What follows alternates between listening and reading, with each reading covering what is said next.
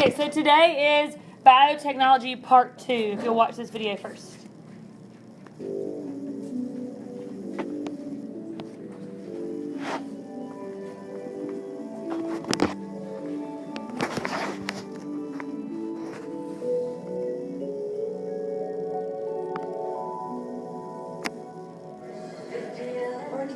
Is a rock musician, but that's not all she is. When I was growing up, I was very much interested in mathematics. I thought I would want to be a mathematician, and then when I got to high school, I took a biology course and an anatomy course and thought I wanted to be a doctor. Her doctoring ambition took her to Nigeria, where she worked with physicians and scientists to combat one of the world's deadliest diseases, Lassa fever. It is deadly. It's in that class of viruses like Ebola and smallpox. Bubonic plague, the things that really frighten us. But it's widespread. A lot of those diseases are either naturally eradicated or only are seen in small incidents. But Lassa seems to affect hundreds of thousands of people and potentially kill tens of thousands. So you're talking about the only deadly agent that is really widespread like that. There's a drug that can cure Lassa fever, but only if it's given early. And because the disease is hard to diagnose, people haven't sought treatment. The one problem is those early symptoms are fever, stomach ache, something that could be, confused with so many diseases, and that's why most people are not diagnosed in time. Bartice and her colleagues are working to quickly identify the Lassa virus by its genes, and so develop new diagnostic tools. Now that we can tell them, come in, we can diagnose you early, we can treat early, we're getting more and more individuals coming to the hospital. So that's just the first step. The next step is Bartice using her math skills to answer a medical mystery. Why so many people in Nigeria are able to survive the virus, even as it kills others. Even in the hospital, we sometimes see that we'll test all of their friends and relatives that are around them, all the people they're in contact with, and sometimes people will have the same Lassa in their blood but be completely fine. And so there has been evidence of genetic resistance, potentially, and presumably genetic resistance, individuals who don't get it at all. And that's what we're really fascinated by, our what seems like a lot of people who have. She's looking for a protective mutation. What I do is I go through the genome and I look at every single mutation in the genome and I see how common it is, and then try to see if something is young, suggesting that it's spread very quickly. It's potentially a case of evolution in action. While the Lassa virus infects cells by slipping inside them, the mutation Bartice has found may somehow fend the virus off.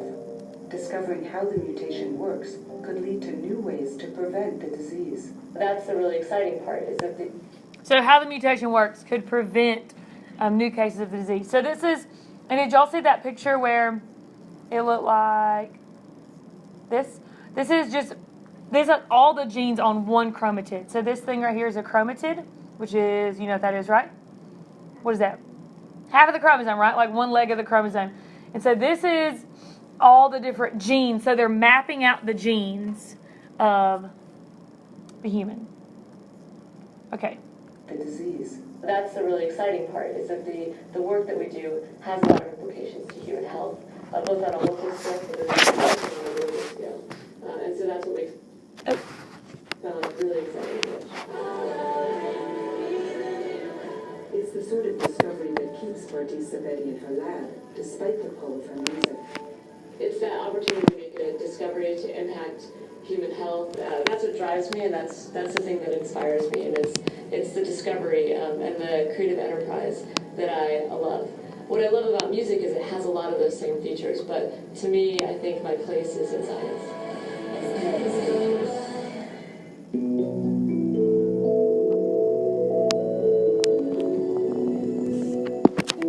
Jay Keasley wants to turn plants into fuel for cars, trucks, and planes. Using the tools of biotechnology, he's taken genes from different sources and made them work together in microbes he can grow in the lab. These organisms grow really well on things like sugar. They'll grow very rapidly and double from a single organism all the way up to a culture of... All right, bacteria doubling. What's that called? Binary fission. So he's saying with sugar, with the food source, They're doubling. So did y'all see at the beginning, they're taking genes from corn and hopefully they're going to make fuel. So like what we fill up our car with. A billion organisms overnight. Once the organism grows up, we can turn on a switch inside the organism that we've built to produce a particular product. The first product of his microbe factories was a drug that cures malaria called artemisinin. Artemisinin is a natural product. It's produced by a plant. It was found many centuries ago to be useful for treating malaria. It's actually an ancient Chinese therapy.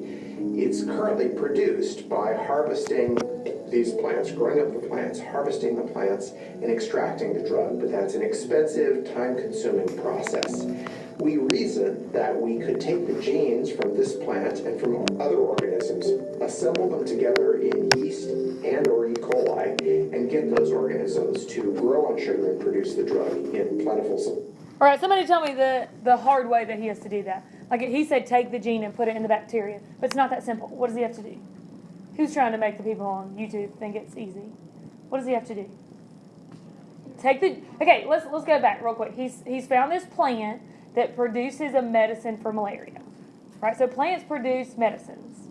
Okay, so he's found this medicine, and right now they're growing the plant, extracting the medicine, and giving it to people, which is expensive.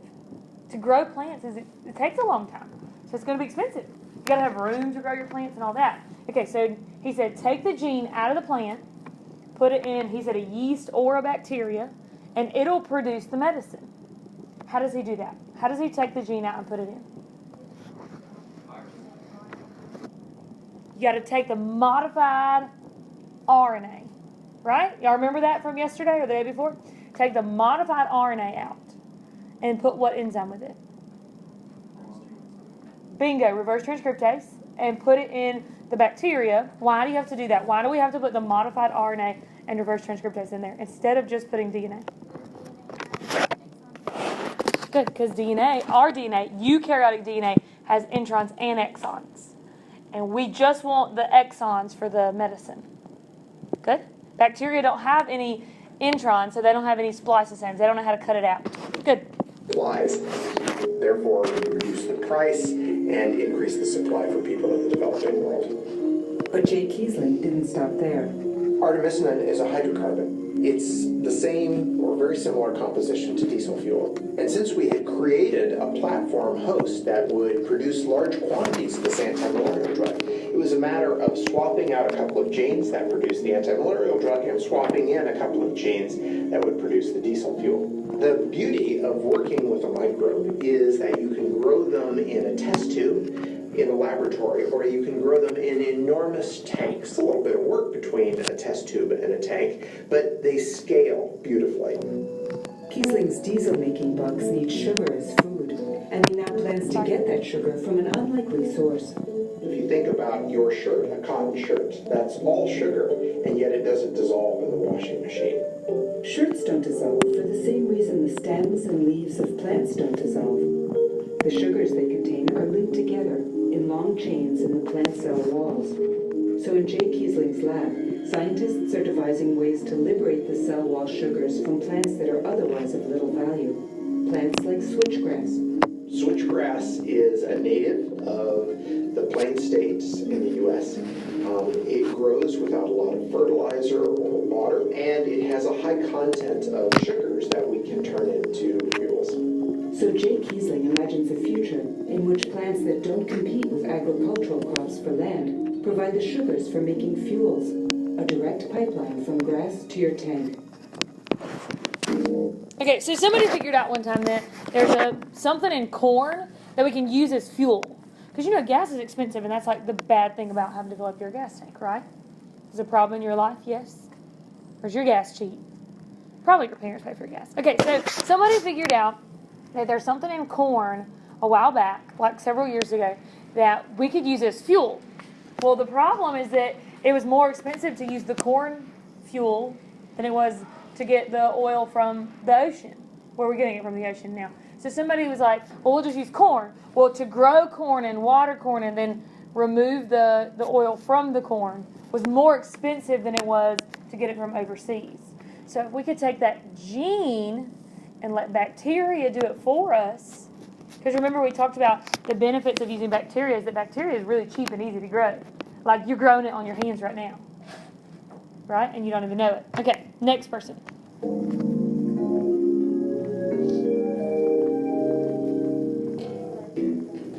When Karen Nelson joined the lab she now runs, it was 20 years since scientists first invented a way to read the genetic code. But even after 20 years of development, gene reading was still a slow and expensive business. These were projects that were taking 2 years to get completed and costing millions of dollars to get done. The sequencing laboratories were these huge rooms with tons and tons of sequences. Gene readers are now smaller, quicker, and much cheaper. You can probably get a genome in a couple of hours. It probably costs a couple $100. Karen Nelson is now reading the genes of the microbes that live in and on us. Bugs that begin colonizing our bodies when we're born, and soon number in the tens of trillions, far outnumbering our own cells. When you start to read these genomes and realize that for every tiny little cell that we look at, we know less than half of what's going on within that cell. So in some ways, they're actually smarter than we are. And realize that we try to eradicate them, we try to clean them up, we create disinfectants, we do everything. They outsmart us every time. Most of these microbial viruses live in a long tube that begins in your mouth, where there are dozens of species, including those that cause cavities. That's one of the better reasons for brushing our teeth. Further down in the esophagus live over 100 different microbes, including one species linked to cancer. In the stomach are hundreds more. One of these stomach bugs sometimes causes ulcers. This area of human microbiology is allowing us to ask these kinds of questions about what triggers bugs to behave differently in different kinds of people. Finally, in your intestines are thousands of bug species, most doing useful things like helping digest your food and making vitamins. Karen Nelson is constantly surprised while exploring this little-known living world inside you.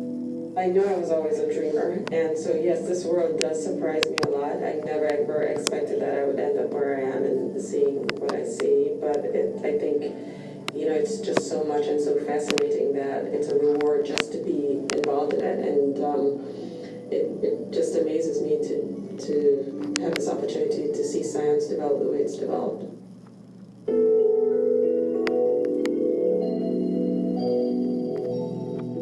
Lots of genes to put in.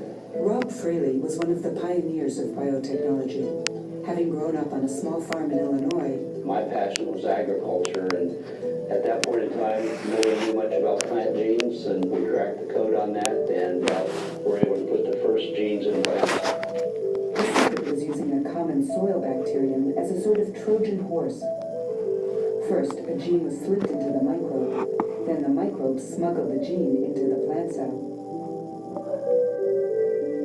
And because a single plant cell can grow into thousands, We're typically producing tens of thousands of new plants every year with new genes and new characteristics, and then using that base system to screen and identify genes that can add, important new attributes to crops.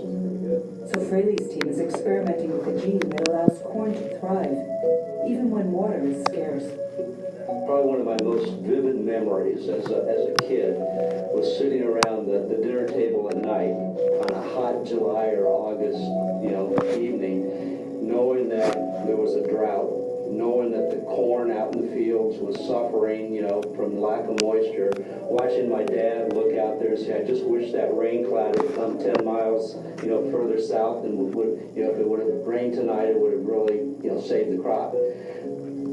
That experience is repeated everywhere around the world, whether you're in China, whether you're in the U.S., whether you're in India,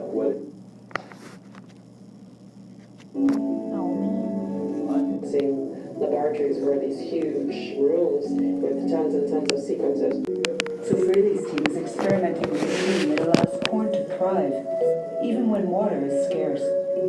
Probably one of my most vivid memories, the moisture, watching my dad look out there and say, I just wish that rain cloud had come 10 miles, further south, and if it would have rained tonight, it would have really, saved the crop.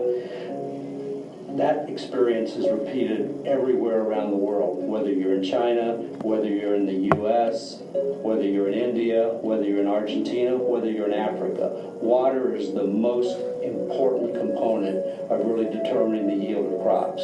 Water is the key. So Fraley's team is experimenting with a gene that allows corn to thrive, even when water is scarce. This is an immature ear from a normal corn plant that's been deprived of water. And this is an ear from a plant with a gene for drought tolerance. Big difference. That's really incredible. And as you look to the future, we know the world will get warmer. And so I think this technology will fit a need today, and it's going to probably fit an even more important need for the future. Okay, do me a favor and sign into your Socrative.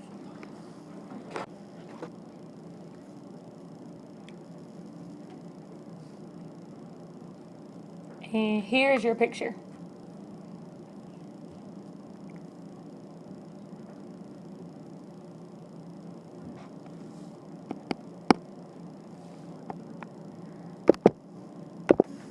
Okay, anybody not done? Okay, looking at this question. So get a good look at this picture first, and then look at the question. Somebody tell me.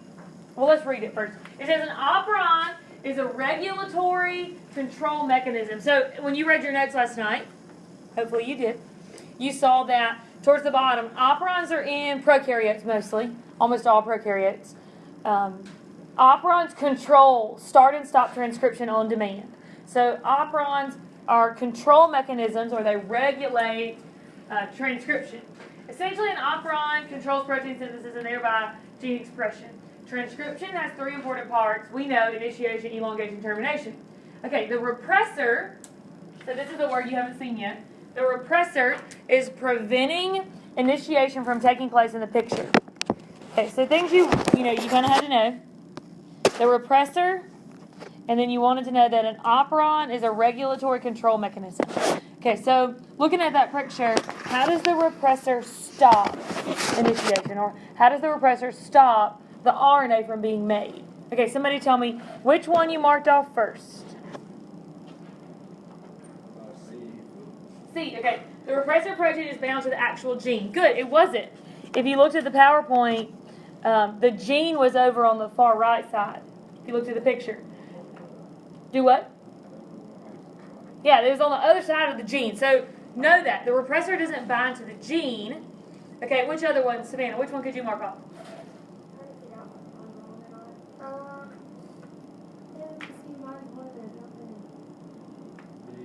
Well, obviously, there's only three left. Which one? Tell me which one you didn't think was the answer. There should be another obvious one to mark off. There's always going to be two to mark off. Okay, so I hear Logan saying B. The repressor protein is connected to the entire promoting sequence and thus preventing transcription. So you think B, was that the one you marked off next? Okay, that's not the one I marked off next, but that's okay. Okay, so that's true. That's not the answer. The repressor protein wasn't connected to the entire promoting sequence.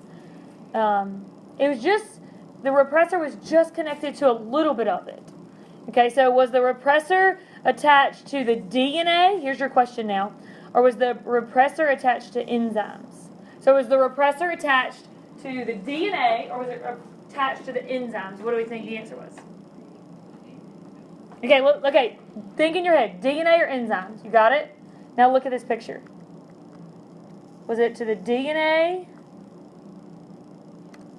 Look at it. Was it to the DNA? Was the repressor, so this is the repressor right here. Was the repressor attached? Right here the repressor is. Was the repressor attached to DNA, or was the repressor attached to enzymes? DNA. Look, I mean, that's DNA right there. So the correct answer was A.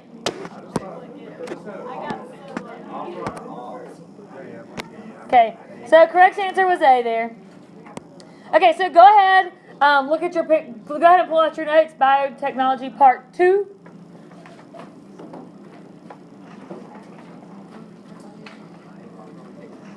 Okay, this is a picture if you look with me, this is a picture that shows the animal cell, the bacteria, and the virus. We saw this picture yesterday. But all this picture is showing you is the relative size. So the human cell is this big thing right here. The bacterial cell is this round thing. And then a virus is way smaller. So yesterday's notes, the whole thing was about viruses. Today's notes, the whole thing is about bacteria. So you got to notice that. Okay, let's go through, because when we took our midterm, we had a couple of AP biology students that wrote that there was a mitochondria and a prokaryote. Now, we cannot know, y'all, we got to know. Prokaryotes, and you weren't alone, girl. Don't be sad. You were not alone. There was about 10 of us that wrote in their paper, prokaryotes have mitochondria, and that is not true. Everybody look at me. Prokaryotes do not have organelles. So let's, before we start this whole lecture on bacteria, prokaryotes are bacteria, you know that. Let's review what a prokaryote is. So here's our prokaryote right here. Tell me somebody, anybody, raise your hand, tell me what you know. About what? About a bacteria. Go. It's what? It has some, okay, it's got some DNA inside it, Holly says. What else? What about that DNA? Go. I just said they binary fission. Okay, perfect. No, I like that. They divide by, Logan says, binary fission. How about, Alex, tell me what is binary fission? It's the process of prokaryotes dividing. Okay, better than that. What kind of dividing? Is it identical dividing or different dividing, sexual, asexual? Okay, binary fission is where bacteria make identical copies. And we call that asexual reproduction. One bacteria divides alone. It makes two, identical. It's just like mitosis, except minus all the organelles. Okay, what else? Besides binary fission, besides the nucleus, what else? Say it again. No, yeah. Okay, good. Shelby says it's got ribosomes. What are those ribosomes for? Making proteins. Good. So bacteria do have ribosomes. Good. What else? Come on. Go. Isn't the DNA like free floating? Okay, DNA is free floating. It's not in the nucleus. We say that it's in the nucleoid region. I know y'all seen that word. But that's like AKA the cytoplasm. Yeah, it's got, this one has a flagella. Some of them have cilia, and that's to move. Good, what else? Good, bingo. That's what I wanted to hear. They don't have introns. What are introns? The non-coding DNA, right? So bacteria only have exons, so they have way less DNA than us. Anything else?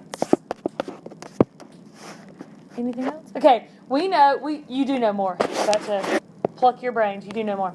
Okay, we know that bacteria divide by binary fission. Okay, before Christmas, oh, that was a long time ago. Before Christmas, we talked about how bacteria exchange DNA. Everybody do me a favor, flip over your notes. I want to see what you know, not what you can read. Flip them over. Come on. Hurry. Flip them over. I just want to hear what you know. How do bacteria, or what is it called, when they exchange DNA? Conjugation. Boom. That's one. There's three. Okay, so this list right here that I'm about to list is how bacteria exchange DNA. And the first one we listed was conjugation. All right. Wait. We got to go through that. What is conjugation? Do tell somebody. Sends out the little, we call it a sex whip, but what is it really called? Good job, pili. So some bacteria can send out a little pili, and what do they exchange? It is DNA, but better than DNA, we're going to call it plasmids. So conjugation is where one bacteria sends out a little pili. If you write sex whip on the test, you are not going to get credit. True story, you're not going to get credit. Sends out a pili, which is a little tube, where it can exchange DNA. Got it? Yes? What type of bacteria can make the pili? We talked about this before Christmas. The males, and what is that called? The F factor. You have the F factor or you don't. So if you have the F factor, you can make a pili. Y'all remember that?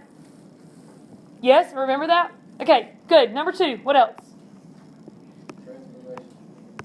Good, transformation. This is what we're about to do, a big lab on transformation next week. And it's all about transformation. The name of the lab is the Transformation Lab. So what does that mean?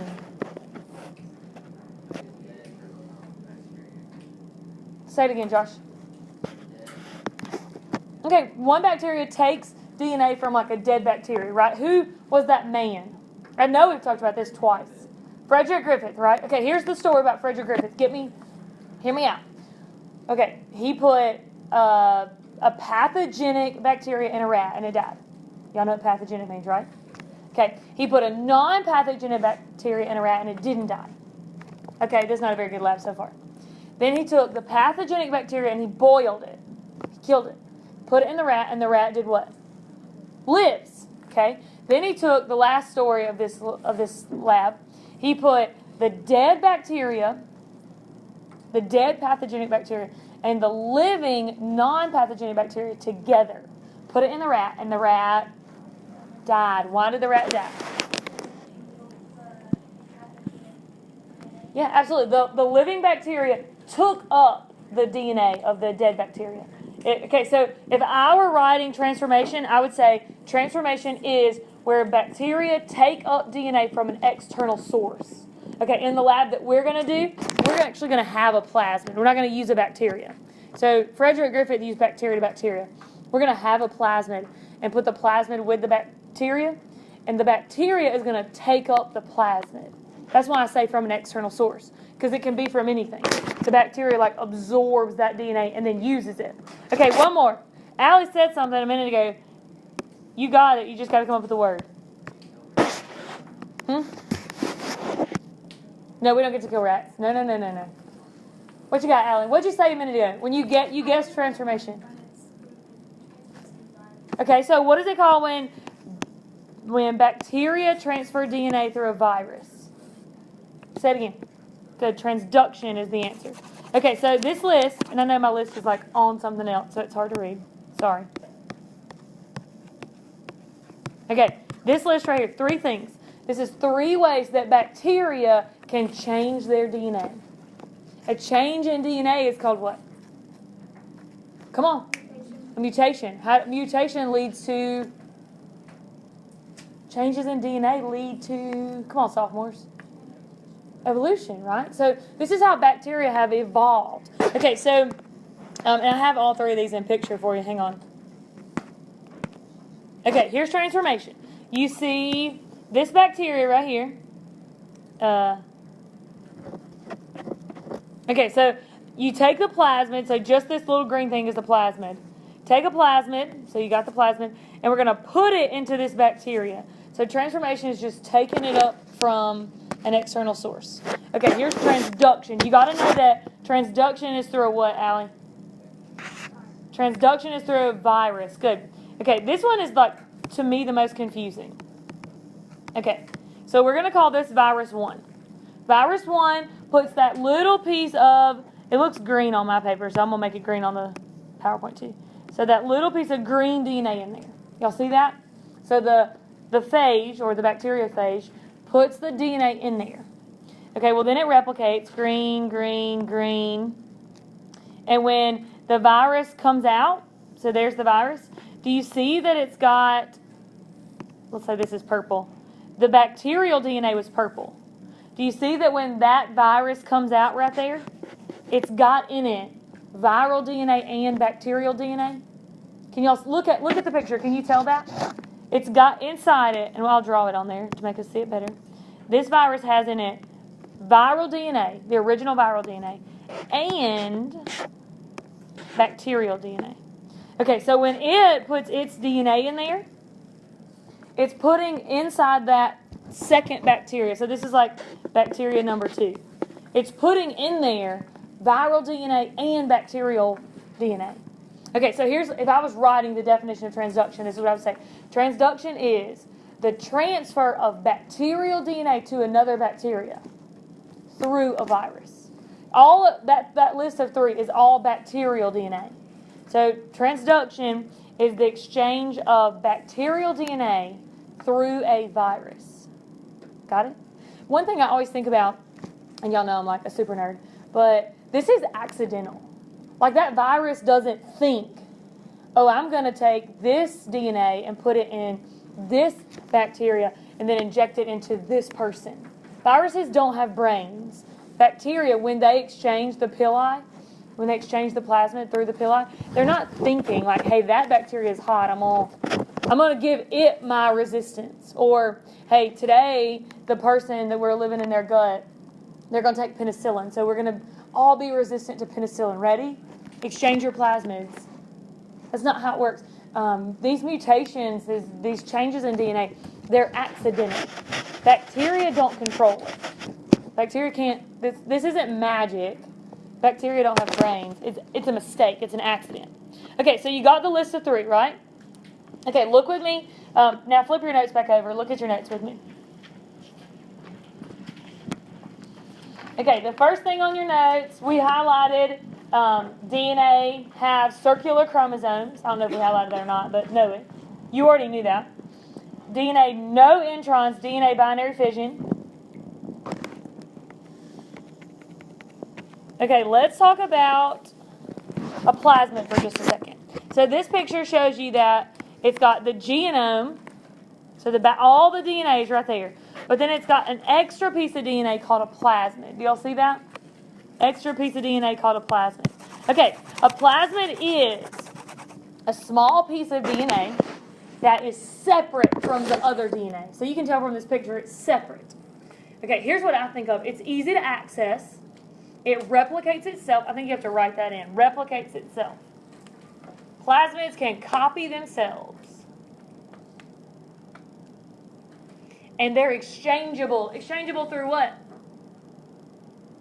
What's that pipe called? Pili. Good. Okay, so here's how I like to think about replication. Oh, beside plasmid, also write in resistance. It allows them to be resistant.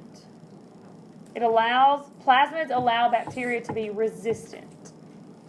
Okay, so here I have my whole computer. And in order to get my computer started in the mornings, I've got to open it up, type in my password, and then actually every morning my computer has to restart, I guess for like school updates, because this is Trustful's laptop. Okay, but using my computer, I can type papers, I can look on things on the internet, I can pull up 2 articles and look at them side by side. Y'all know how to like minimize things and look at them side by side. I can type really fast and easily using my laptop. Okay, so think about the laptop as all the DNA inside the bacteria. That's its whole big circular chromosome. It can do everything the bacteria can do. It holds all the information that it does. Got it? Okay, a plasmid is more like a smartphone. Here we go. It's easy to access. I can just do some things. Like if I was going to type a research paper, this ain't the way to go. Would you agree? Nobody wants to type a research paper on their cell phone. I don't even want to type like lots of paragraphs. I can type like 1 paragraph, but I don't even want to type several paragraphs on my cell phone because it's just small. It's easier to go back and read, make sure there's no mistakes in it. But if I was just going to look up a number really fast, which one would I use? My laptop or my cell phone? My cell phone. It's easier to access. So think about the whole chromosome as my laptop. It has way more information. I can store files on it. One thing I do on my laptop that I don't do on my phone. Does anybody have like their iTunes account and they organize their songs and like all their songs are on their iTunes account, but some of my songs are on my phone or iPod? Yes? Or is that like, am I behind the times doing that? Okay, well good. Glad to know. And like I can download, if I want to download a song real quick, I can download one here. But if I want to like put it in my playlist and all that, I need to do it on my computer. Okay, so think of a plasmid as a smartphone. Easy to access, quick. It only does a couple things. Well, our smartphones do a lot, but imagine it only does a couple things. Okay, so, but here's the thing, is that resistance. It allows it to be resistant. I know y'all heard me tell the story about in the 1920 when they figured out that penicillin killed staph, and it was a mold. I remember that story? And about 20 years later, staph was not killed by penicillin anymore. So we say penicillin became resistant, right? Okay, well what happened was penicillin had a mutation in DNA. Like some of its DNA changed. And it was able to make an enzyme. So it had a new piece of DNA. It was able to make an enzyme that literally cut up the penicillin. So when the penicillin would try to enter into the bacteria, there was an enzyme that would cut up the chemical for penicillin.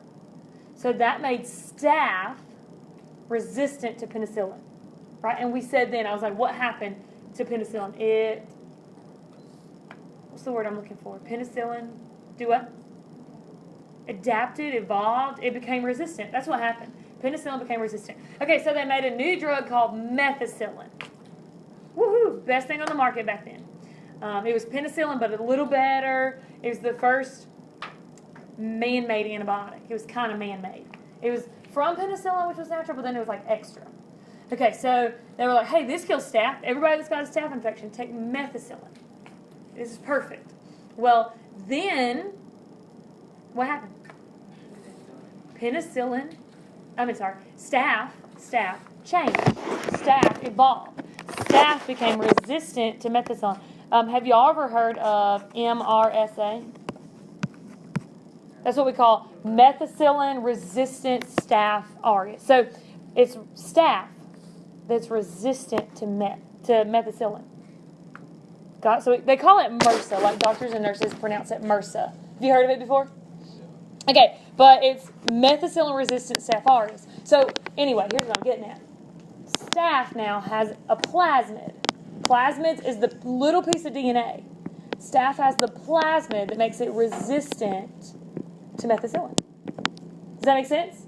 And the scary thing is that if by some accident, remember it doesn't happen intentionally, the staph, through conjugation, could exchange those pili with lots of things. And then what would happen? If staph exchanged its plasmid with lots of other bacteria, then what would happen? Methicillin will be no good. Throw it away. Nothing. Methicillin doesn't kill anything. The drug is still just as great as it was, but the bacteria now have resistance. Does that make sense? Yes? Josh, are you listening? Okay, so beside plasmid, make sure that you've written in somewhere resistance. Okay, and then we said that binary fission makes bacteria divide 100% identical. So here's a picture of this, just 100% identical. And then we have ribosomes for what? What are ribosomes for, Casey? Make proteins. And they do not have organelles. Do not.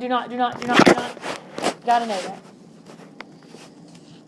Okay, so these next three things we actually already talked about. Transformation, taking up, highlight DNA from an external source. And I wrote on my paper, Frederick Griffith.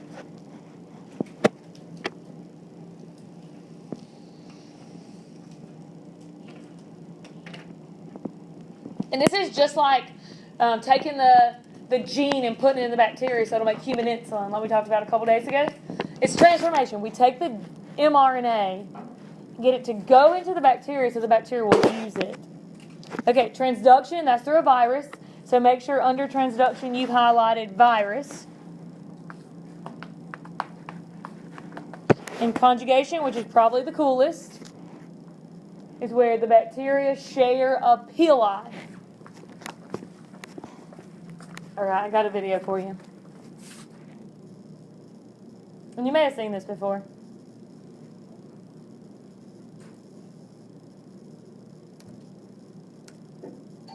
Plasmids carry genes that code for antibiotic resistance.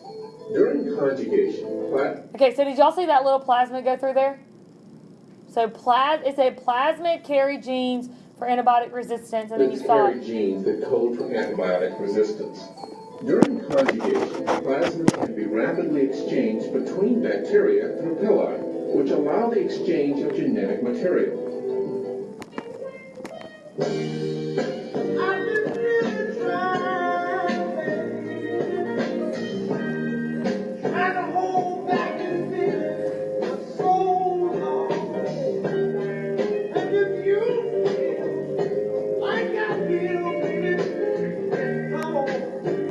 Okay, that's enough of that. Okay, so anyway, you got conjugation, I think. Conjugation there. And there's a picture again. It just shows the plasmid right there going in through. That's a big, thick sex pili. Okay, the next thing, transposomes. Do y'all see that on your notes? Transposomes. Barbara McClintock was a lady who discovered these. And, okay, here's what they are. You don't even need to know her name, I don't think. You want to know, here's a picture. Boom. Okay, so what it is a piece of DNA that can move. We call it jumping genes. Okay, I'm actually going to draw this because I think I can draw it more simple for you to understand. Okay, so there's a piece of, hang on, let's start over. Okay, so here's a piece of DNA chromosome. You know it's a circle, so I drew it in a circle. Okay, so let's say the bacteria, everybody watch. The bacteria wants to use this gene right here, that red one. Right, you know gene's a segment of DNA. Well, so it's DNA, RNA, protein. It's using it, it's using it, it's using it. Well, this is one way that bacteria can control or regulate transcription. Right? What does it mean to control or regulate transcription? Start and stop it. Good. Okay, so a transposome is where a gene will jump in the way. So, like, let's say this gene right here, that's the transposome.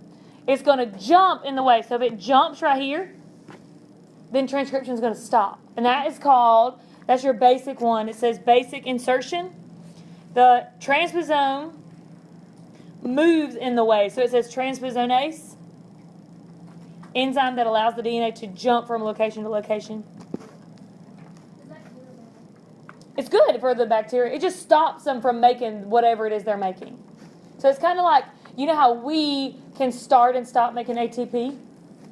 Right? Like you eat the piece of cake, and okay, hang on, everybody look at me because this is about to be a good review.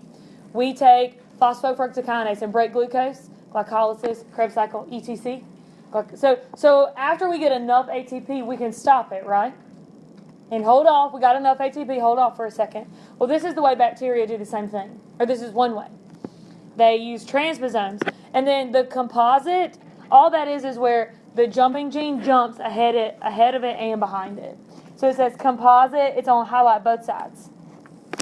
But the key word is here that you got to know. Transposomes are jumping genes in bacteria to regulate transcription. Jumping genes in bacteria to regulate transcription. Blake, do you know what transcription is? What?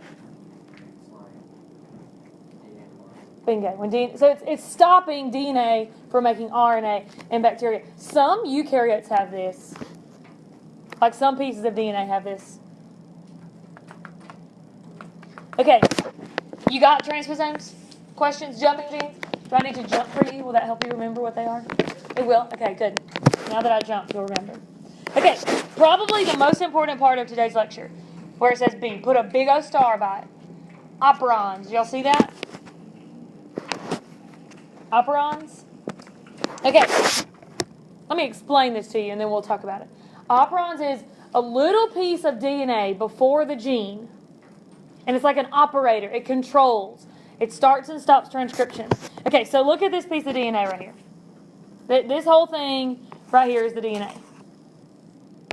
Okay, so right here you have a promoter region, which we call the ta-ta box, right? The start place.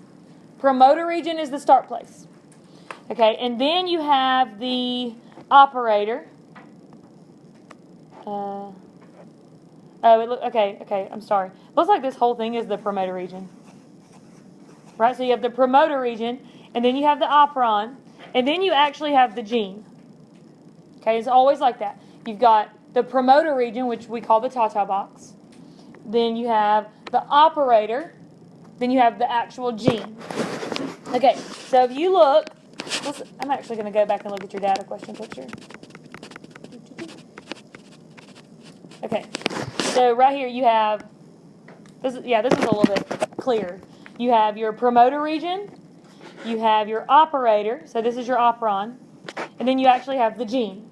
Okay, so with this picture, it shows you if the repressor is bound to the operator, then transcription is not happening. So when the repressor binds, it's not happening. Okay, this picture shows you like this little molecule right here can bind to the repressor. And when that molecule binds to the repressor, then the repressor doesn't bind to the DNA.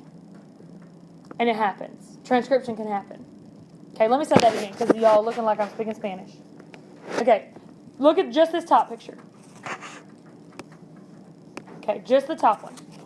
It's showing where the repressor is bound to the operator and there's no transcription. Everybody see that? The repressor bound to the DNA, to the operon, no transcription. Okay, the bottom picture is showing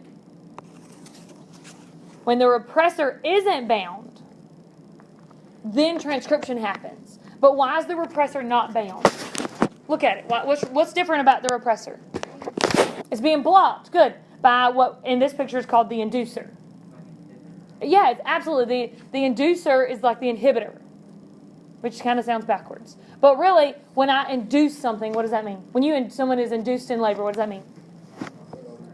Starts, right? That when I'm getting induced on Monday for my labor, that means they're going to have their baby, right? They're going to get put into labor. So started labor. Yes? Y'all ever heard of that? Okay. So inducer, what that means is it's starting transcription. So when the inducer binds to the repressor, then transcription happens. Is that clear? Okay, so here's the key right here. Look at me. The operon is a part of DNA in between the promoter and the gene, and when it is what controls whether transcription starts or not. Got it? Okay, so look at your list with me. Operon. Okay, highlight operator controls RNA polymerase.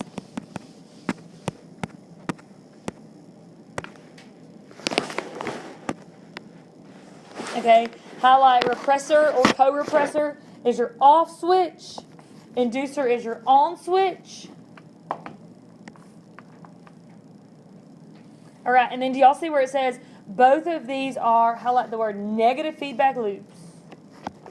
Shelby, what's a negative feedback loop? I know you know this because you asked a question about it. It's where a process is going one way and then stops. Yeah, so where a process is going, starting. So in this case, transcription is happening, and then transcription stops. So negative feedback is where a process is happening, and it stops to maintain homeostasis. Yes? You with me? Okay, I got a video for you. This is Bozeman explaining operons. So Bozeman thought this was so important that he made a whole video on just operons. So do listen.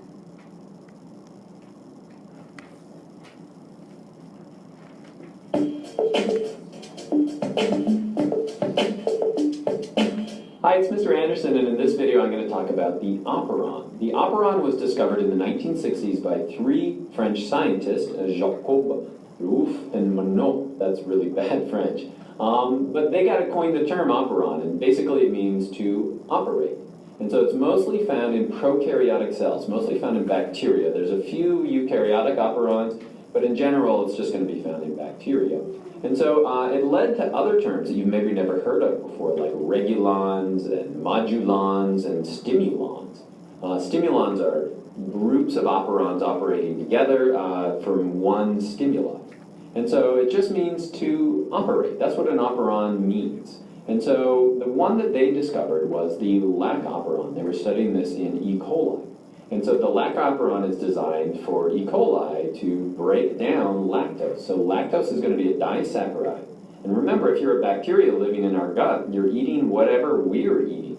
And so as the material moves down through our digestive system, they have to be ready to quickly shift depending on what the food is. If it's sugar, they have to be able to break down the sugar. If it's proteins, they have to be able to break it down into amino acids. And if it's a disaccharide, in this case, they have to move it into the cell and then break it down and chemically digest it. And so they use a lac operon to do that. Now, this is a picture of prog, but that's not how you spell prog. But it is the way that I remember the parts of an operon. You've got a promoter, a repressor, an operator, and then genes. And so if you can remember prog, it's going to get you half of the way there to remembering how an operon works. And so the neat thing about bacteria is that if they have a number of different genes that are used to achieve a certain task, they'll put them right next to each other. And so as the RNA polymerase moves down the DNA and makes all of the messenger RNA and makes all the proteins, you're just ready to do whatever the job is. And so the genes are going to be located right next to each other, in this case, in the lac operon, to deal with lactose. What else do we have? Well, we've got the promoter. The promoter is going to be the region of the DNA where the RNA polymerase can grab onto the DNA. We also have an operator, and so think of that like a on-off switch that's going to turn on or off the operon. And then the last thing we have is a repressor, and so this is a lac operon. It's prog. It's promoter, repressor, operator, and then all of the genes. And so what are we trying to break down? We're trying to break down lactose, or deal with lactose. Remember, lactose looks like this. It's a disaccharide. But in this little model right here, we're going to represent it as a little pentagon, yellow little objective. And so all of a sudden, a lot of lactose is present. So what is the lac operon going to do? Well, it's going to deal with that lactose. And so all of this lactose is moving around, remember, but eventually one of the molecules is going to bump into the repressor. As it bumps into the repressor, it's going to change the shape of that repressor. And so a quick digression, everything promoter, operator, and genes are DNA. So they're going to be part of the DNA of the bacteria. But the repressor is a little bit different. It's a protein. It's a protein that came from a different part of the DNA. There's going to be a regulatory sequence, either upstream or downstream of the operon, that creates the repressor. It plugs in nicely to the operator, but once the lactose fits inside it, it's going to change the shape of that repressor. What does that do? Well, it opens up a region where that promoter can allow the RNA polymerase to get on, and then that RNA polymerase is just going to drive right down the DNA. It's going to make a bunch of RNA, it's going to make a bunch of those proteins. What are the proteins designed to deal with? Lactose. And so they're going to break down the lactose. Now all the lactose is gone. What's going to happen to that repressor? It's going to return to its original shape, and that shape is going to fit into the operator. And so if there's no lactose present, we would say the operator is in the off position because the repressor is activated. It's activated. It's sitting inside the operator. Okay, so let's write this down because it's not in your notes. The lac operon specifically. There's two operons you got to know specifically. The lac operon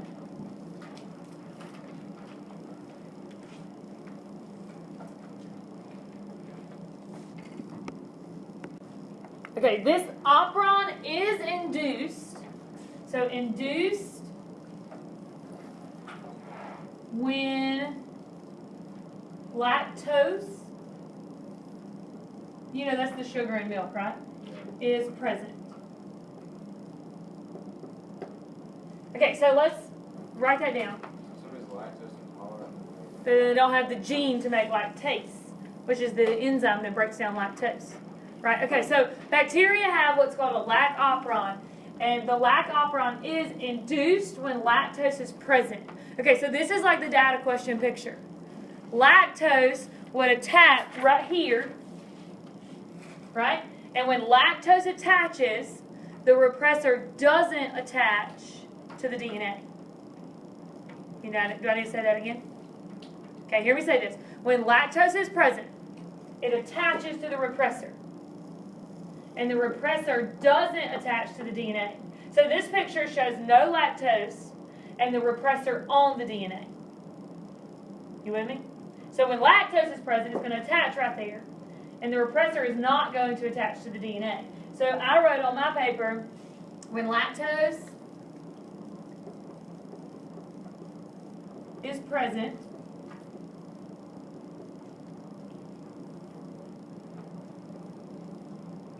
comma, lactose binds to the repressor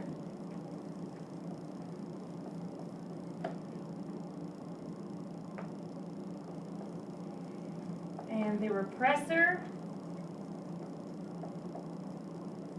does not bind to the DNA. So Hillary, what do we call the lactose? You saw it in the picture earlier.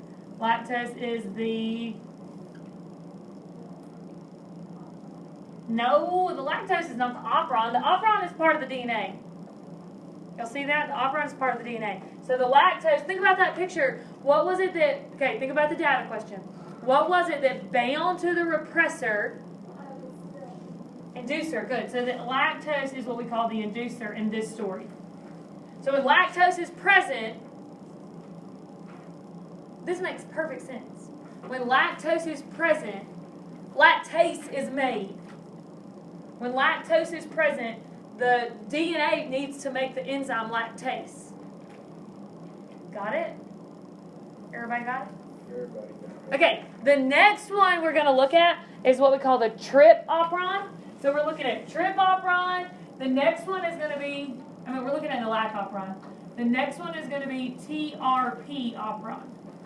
Both in bacteria. But College Board loves to ask at least a multiple choice question on this, and I want us to be ready to answer it.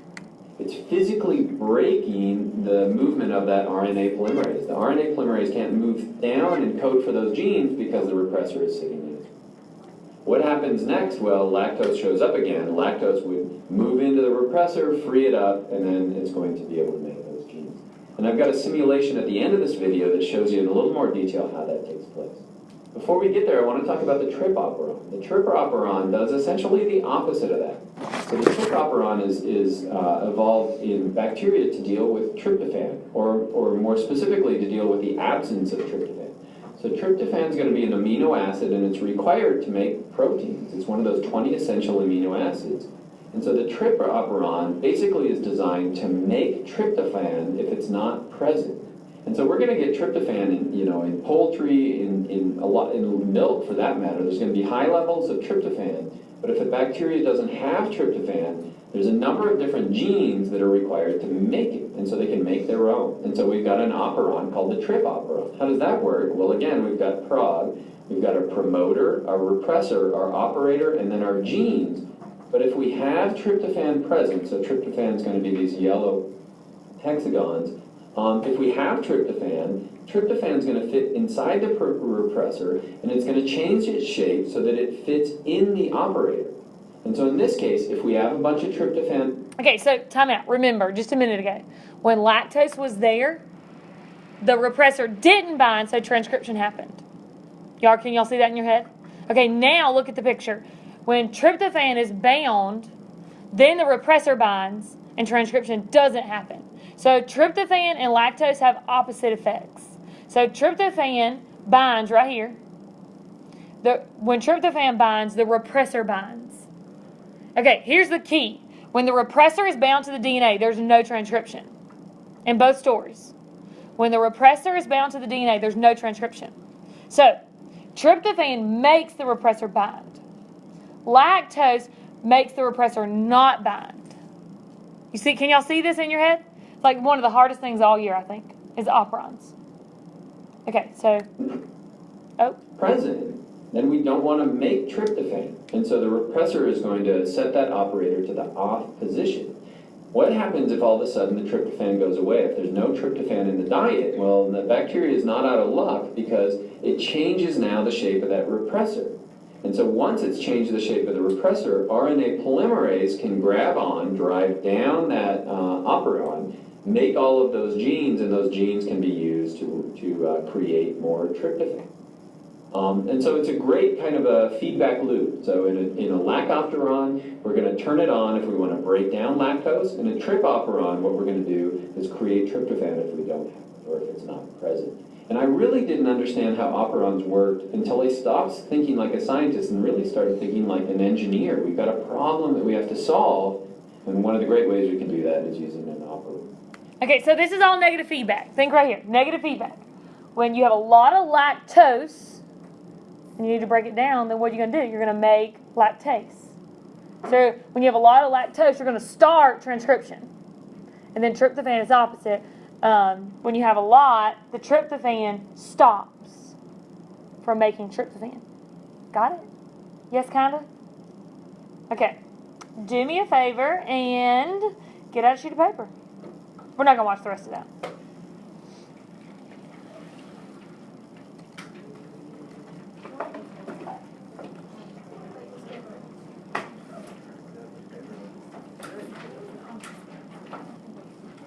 Okay, here's one more picture.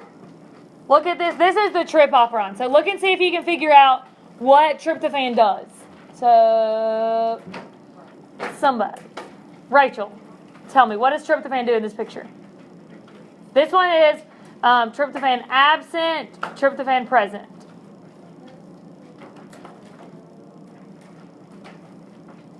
It prevents the RNA polymerase Okay, so when tryptophan is present, it prevents the RNA polymerase from binding. Do y'all see what she said? She said when tryptophan is present, it prevents RNA polymerase from binding, which would stop. There's no RNA down there. Good. Okay, the next one, the lac operon. I don't care. Somebody do this one. Somebody tell me what you see right here. Catherine, go. This is, the top is lactose absent. Oh. Okay, the top is lactose absent. The bottom is lactose present.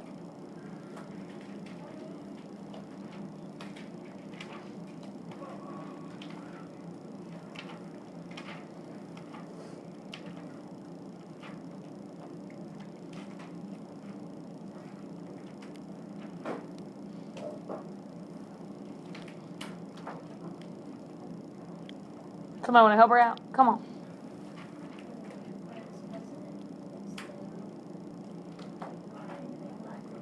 Okay, so when you're right, when lactose is present, it binds to the repressor, and then the DNA makes RNA.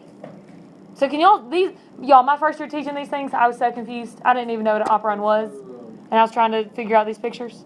Do you see it now? Yes, ma'am. What's your question? You mean to write down the trip operon one too? Yes, ma'am. Okay, so how we wrote down the lac operon, let's write down the trip operon too. Well, lactose makes the repressor not bind or makes it bind? Say that one more time. The lactose makes it bind or not bind? Okay, so look at the picture. Lactose. His question was, see, when the lactose is present, the repressor doesn't bind to the DNA. Okay, so when lactose is present, the repressor does not bind to the DNA. Remember, when the repressor is bound to the DNA, there's no transcription. Okay, so we're going to write in your notes, beside, on the bottom, for trip operon, write trip operon is, let's see, trip operon, okay, when tryptophan is present, so looking at this picture, when tryptophan is present, so the bottom one, when tryptophan is present, it binds to the repressor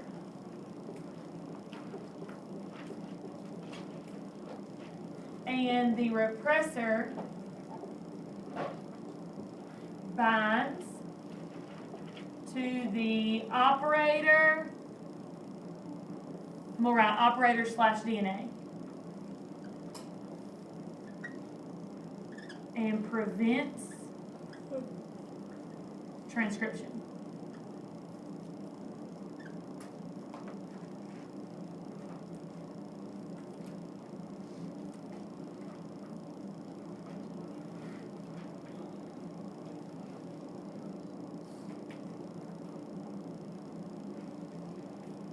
Okay, let me see if I can say this one more way to help you understand it. Okay, when tryptophan is present, there's no transcription. Because tryptophan makes the repressor bind to the DNA. Okay, when lactose is present, then it binds to the repressor, preventing it. So lactose and tryptophan both bind to the repressor.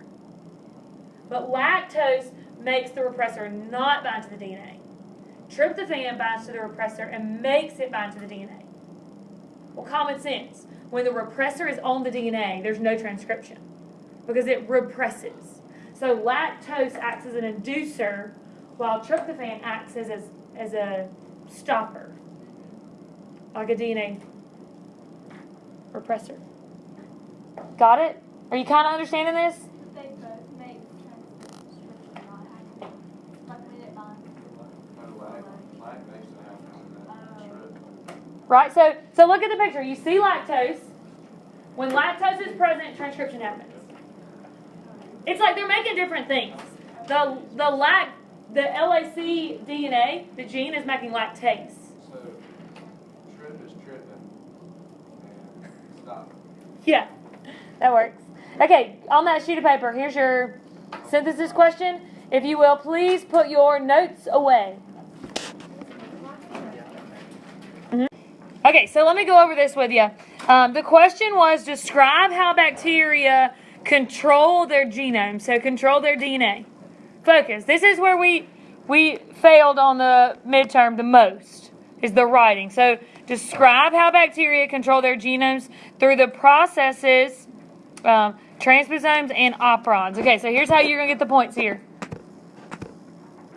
Discussion of transposomes and operons blocking transcription of a specific gene. So they both...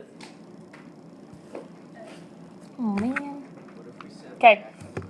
So they both block transcription of a specific gene. Transposomes, remember, jump in the way, and then the operon, the repressor binds, and that stops it. Okay, discussion of transposomes being a nucleotide sequence, a gene, a DNA, something like that. Gene that can move and block the transcription. Operons using repressor proteins to block RNA polymerase. So the operon uses the repressor to block RNA polymerase. And then the transposomes jumps in the way and stops transcription. Questions? Alex, what was your question, babe? If I just said repressor stop and inducer start, is that the same? On that last one? Did you talk about the operon? Yeah, that's what I was talking about. Oh, yeah, probably so. Okay. That's all.